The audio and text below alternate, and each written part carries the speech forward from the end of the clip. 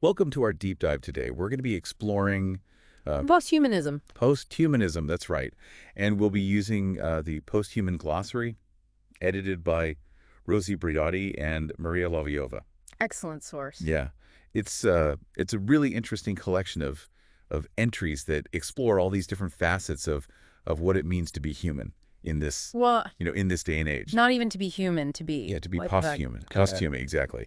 So get ready to kind of challenge some of your assumptions about what you think it means to be human. And Yeah, we're going to dive into this complex relationship between humans and technology and the environment. And yeah, so let's just jump right in. sounds good. So what is posthumanism? I mean, this is a term that gets thrown around a lot. It does get thrown around a lot.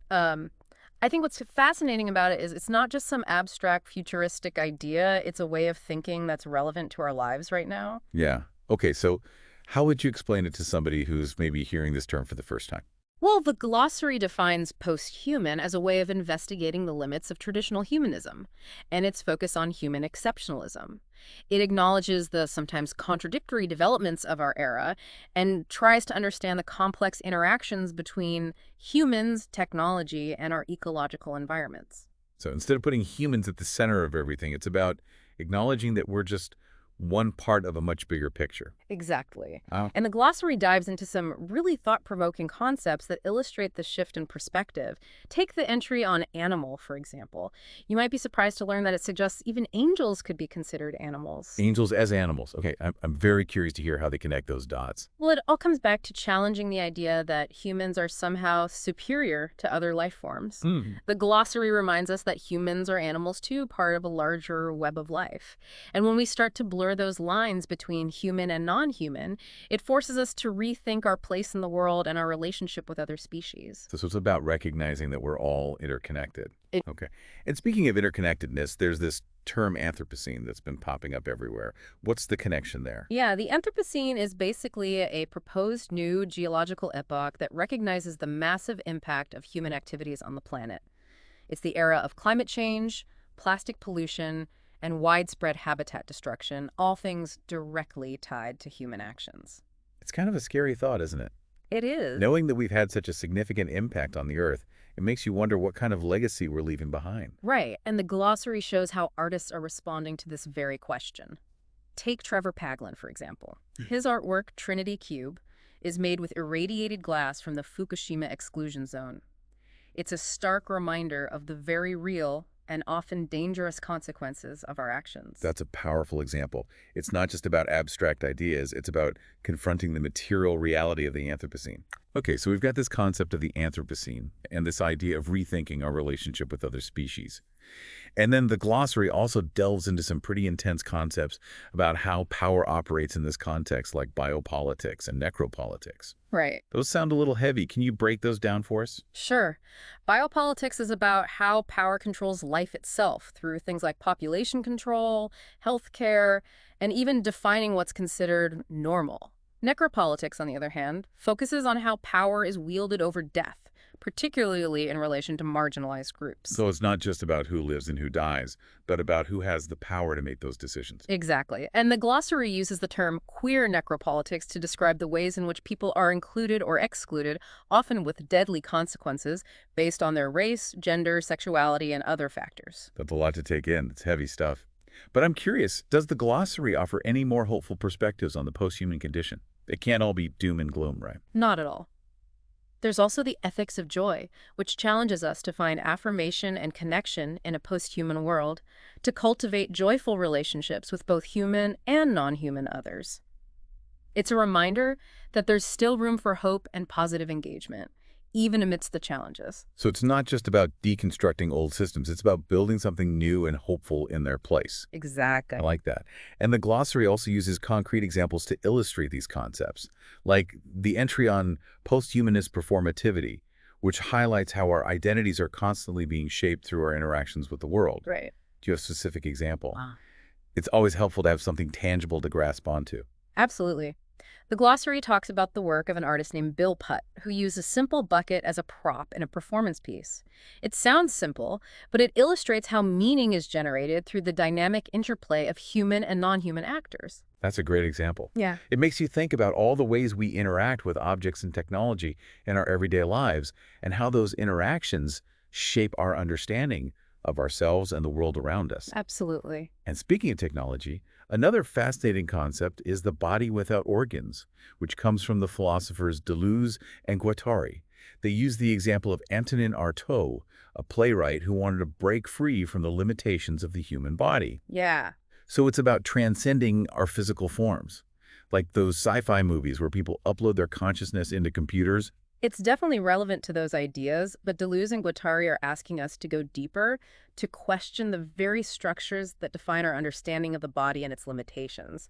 And we're seeing those limitations challenged in real-world ways, too. Like with prosthetics and implants. Exactly. Technology is already blurring the lines between our bodies and machines in some pretty amazing ways. Right. And that brings up another important aspect of posthumanism, the environmental impact of all this technology. That's a crucial point. It's not all just bits and bytes floating in the cloud. There's a real-world cost to all this digital stuff. You got it. And the glossary doesn't shy away from that. Entries like digital rubbish, e-waste, and obsolete technology all highlight the material consequences of our technological obsession. It even talks about the stark contrast between the fetishization of immaterial technologies in the global north and the very real and often toxic e-waste dumps in places like Ghana. Right. It's a reminder that the benefits and burdens of technology are not evenly distributed. Right. And that we need to think critically about the ethical implications of our consumption habits. Absolutely. Okay, so we've been talking about a lot of these sort of theoretical concepts, but the glossary also uses some real-world examples to illustrate these ideas, like the entry on expulsions, a term coined by Saskia Sassen. Right. Expulsions. Yeah. That sounds ominous. What does it refer to? It's about the ways in which contemporary capitalism expels people from land, resources, and even legal and social protections. Think land grabs, mass displacement, the erosion of the welfare state, all processes that create increasing precarity and inequality, often along lines of race, class, and gender. Wow. It's kind of a sobering thought to realize that all these forces are at play. Yeah. It makes you realize that the world is in a constant state of flux Yeah. and that the future is uncertain. But at the same time, it's also exciting to think about the possibilities that this new era might hold. Definitely. So I think we've covered a lot of ground in this first part of our deep dive into posthumanism. Mm-hmm. And I'm really excited to continue exploring these ideas in more depth. Me too. Yeah. There's so much more to uncover in this glossary. Okay, so we were just talking about how these larger forces, like capitalism, can actually expel people from land resources. And it can lead to a lot of precarity. Yeah, and I guess that connects to some of the anxieties that we were talking about earlier. It does. About the Anthropocene. Absolutely. And you know what happens when humans sort of mess everything up. Yeah, when we're not at the center anymore, what happens? Right, exactly. Yeah.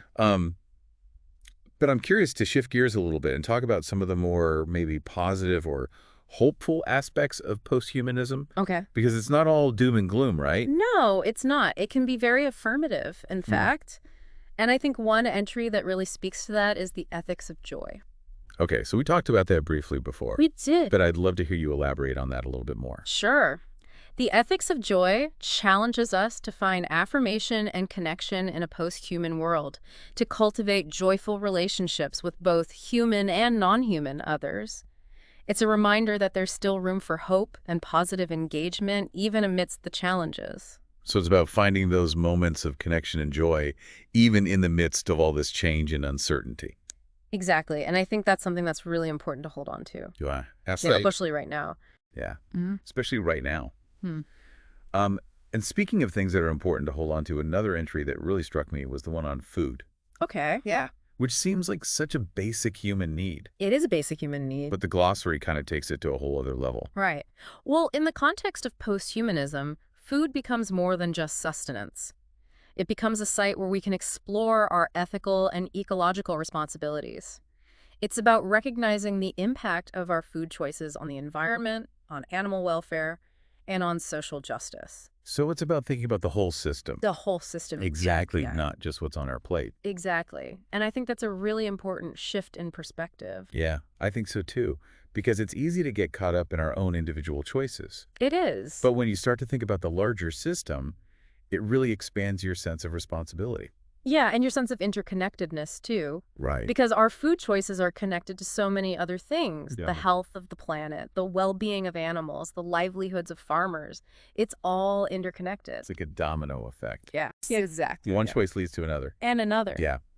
And speaking of interconnectedness, another entry that I found really thought-provoking was the one on technicity, Oh. which kind of blew my mind a little bit. It's a mind-blowing concept, for sure. Yeah, because it challenges the idea that technology is somehow separate from nature. Yeah. It argues that technology is inherent to all living beings. Yeah, it's not just something that humans created. It's something that's always been a part of the world in different forms. Right, like even a spider web is a form of technology. Exactly. Or a bird's nest. Or the way a plant grows towards the sun. Yeah, it's really fascinating. When you start to think about it that way, it really changes your whole perspective on technology. It does, and it challenges us to rethink our relationship with technology. Instead of seeing it as something that's alien to us or something that we need to control, we can start to see it as a part of ourselves and a part of the natural world. I like that. And it kind of makes me think about how we can use technology to create a more just and sustainable future. Absolutely. I think that's a really important question to be asking. How can we use technology to support life and to create a better world for all beings? Right, and how can we make sure that the benefits of technology are shared equitably? That's a crucial point, because as we've seen, technology can also be used to exploit and to exclude. So Yeah. it's really important to be mindful of how we're developing and using technology. Absolutely.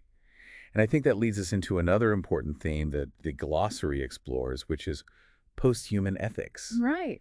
which seems like a really big and important topic. It is a big topic. It's about trying to develop ethical frameworks that can guide us in this new era where the boundaries between human and non-human are becoming increasingly blurred. So it's about expanding our circle of compassion to include all beings. Exactly. It's about recognizing that all forms of life have value and that we have a responsibility to care for the well-being of the planet and all its inhabitants. That's a beautiful idea, but it also seems like a really challenging one. It is challenging, but I think it's also incredibly hopeful because it suggests that we're not just stuck with the old ways of thinking.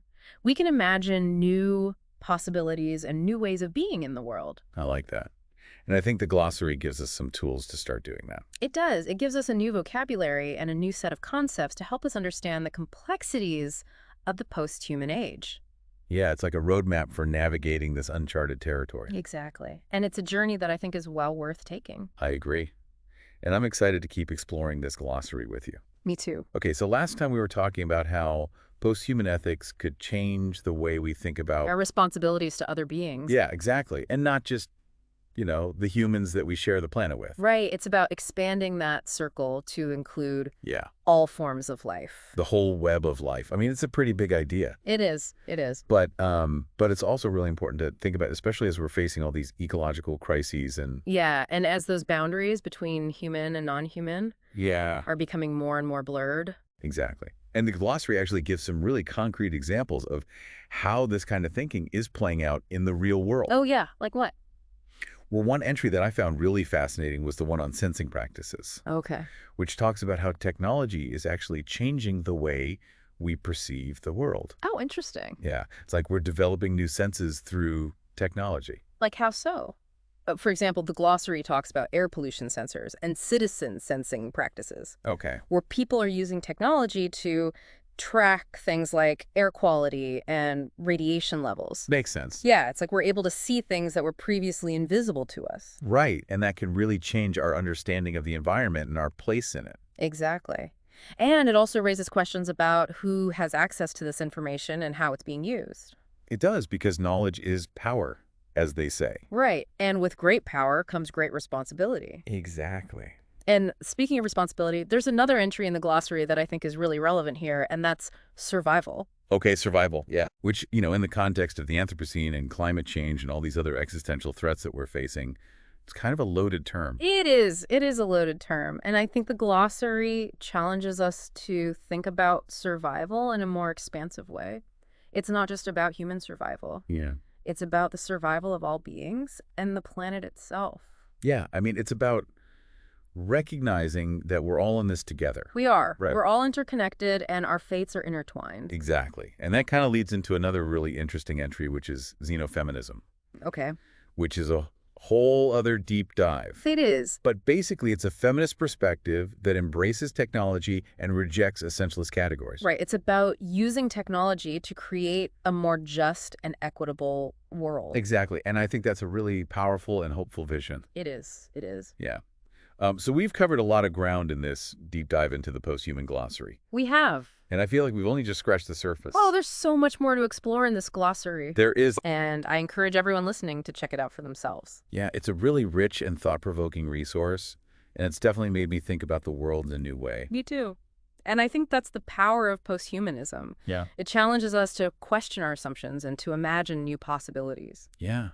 It's about embracing the complexity and the uncertainty of the future. And finding ways to create a better world for all beings. Absolutely. So thank you for joining us on this deep dive into the world of posthumanism. We hope you found it as fascinating and thought-provoking as we did. Thanks for having me. And we'll see you next time for another deep dive into some more mind-bending ideas.